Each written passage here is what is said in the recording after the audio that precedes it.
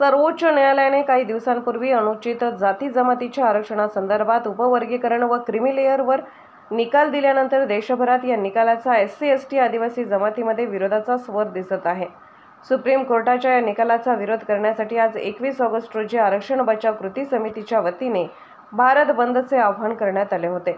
यवतमाळात सुद्धा जिल्ह्यातील आरक्षण बचाव कृती समितीने या भारत बंदला पाठिंबा दिला। यापूर्वी कृती समितीच्या वतीने यवतमाळ शहरातही भारत बंदला पाठिंबा देण्याचे आवाहन करण्यात आले।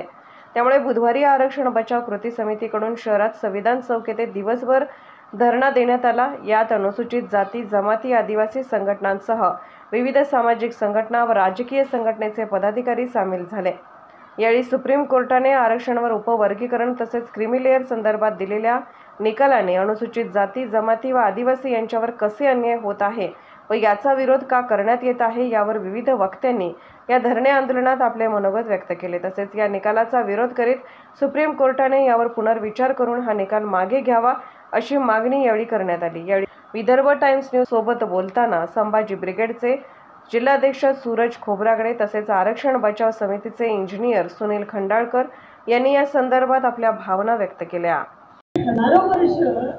जे सुप्रीम कोर्टाने अनुसूचित जमाती आणि जातीसाठी जो निर्णय घेतला आहे तो त्या जजेसने दारू पिऊन घेतला असा मी जाहीर त्यांना आरोप करतो आणि जर लवकरात लवकर हा निर्णय मागे घेऊन पूर्वता जसा इश्यू आहे तसा जर सुरू केला नाही तर आज यवतमाळ कृती समिती तर्फे फक्त आम्ही निवेदन देऊन राहिलो तर लक्षात ठेवा राजकारण्यांनो आणि त्यांच्या वरच्या बाजारपेठांनो जर हा निर्णय जर लवकरात लवकर तुम्ही मागे घेतला नाही तर तुमचे घर जाळल्याशिवाय राहणार नाही एवढंच सांगतो आणि थांबतो। जय हिंद जय भारत।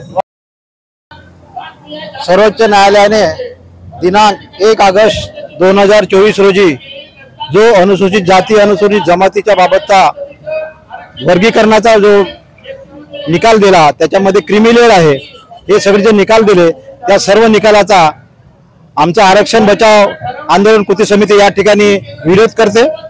या ठिकाणी ज्या 7 न्यायाधीशांनी या ठिकाणी निकाल दिला त्यामध्ये जे गवळी साहेब आहेत त्यांनी गवळी साहेबांनी जे म्हटलं आहे का बा यामध्ये आरक्षण देताना क्रीमी लेअरची अट लागू करावे, पण क्रीमी लेअरची अट लागू करताना ज्याप्रमाणे ओबीसीला आपण क्रीमी लेअरची अट लागू केली तशी लागू न करता दुसरा कोणता तरी एक उपाय करावा अशा प्रकारे त्यांनी निर्णय दिलाय। त्याच्यानंतर जे काही IPSचे IASचे अधिकाऱ्याचे मुलं आहे त्या लोकांचा त्या ठिकाणी आरक्षण फायदा दिला आहे तो त्यांनी बंद करायला पाहिजे, त्यांचं आरक्षण बंद करायला पाहिजे।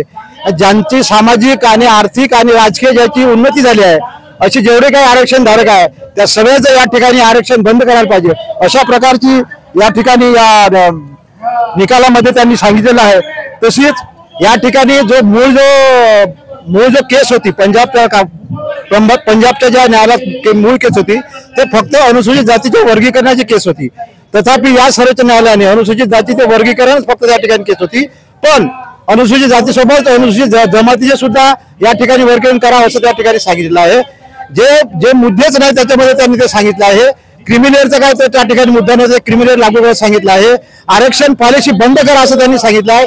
हा मुद्दा फक्त अनुसूचित जातीचे वर्गीकरण करण्याचा मुद्दा होता। अनुसूचित जमातीला या ठिकाणी जाणीवपूर्वक गोवण्यात आले आहे। आरक्षण पॉलिसी बंद करून दुसरी पॉलिसी लागू करावी असे आमचे गवळी साहेब म्हणतात। शहरात शिकणाऱ्या आणि खेड्यात शिकणाऱ्या जे काही शाळांमध्ये शिकतात मुलं त्यांच्यासाठी वेगळ्या प्रकारची आरक्षणाचा एक पायबंद ठेवावा असे या ठिकाणी न्यायालयाने म्हटले आहे। या सगळ्या यांच्या निर्णयाला आमच्या आरक्षण बचाव आंदोलन कृती समिती या ठिकाणी निषेध करते, या ठिकाणी त्यांचा विरोध करते आणि थांबते। धन्यवाद।